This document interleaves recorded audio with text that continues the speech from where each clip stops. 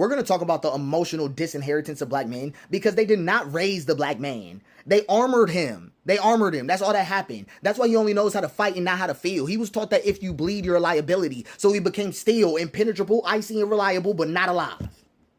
That's all he became. And then he was praised for not crying, applauded for handling his own. But now he can't receive love unless it's earned with blood. He turns his heartbeat into a weapon because no one taught him it was music. Then the system said, trust us, after centuries of chokeholds and caskets. So he learned not to believe in help. Help was bait.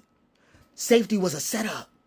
Survival meant keeping his back to the wall and his hope in the chokehold. He can't fill out a form without hearing the chains rattle in the ink. And then they told him that emotions make you soft, so he buried them in sarcasm, in silence, in shutdowns that look like peace but feel like a funeral happened in his face. His woman thinks he's distant. His friends think he's fine. He doesn't know what he feels, just that he's always tired. He mistook silence for strength until it started echoing in his bones. He chased degrees, dollars, and status, not for joy, but for proof.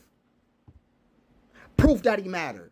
That he wasn't just another statistic waiting to be mourned. But every success added pressure. More trophies, more performance, less presence. He built an empire to feel like someone would mourn him if he disappeared. He doesn't even trust men. He doesn't even trust men. Doesn't trust community. Doesn't trust the barbershop to be anything but noise, so he stands alone. Not because he wants to, but because the intimacy now feels like a setup. He ghosted his own village to avoid another betrayal dressed in a handshake. Okay, that's all that happened. So then he's got someone. But she never gets all of them.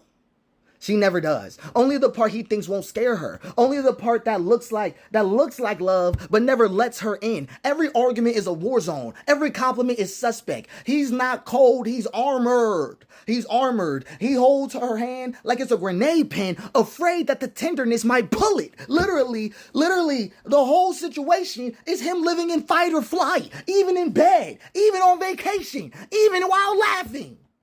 He's in fight or flight.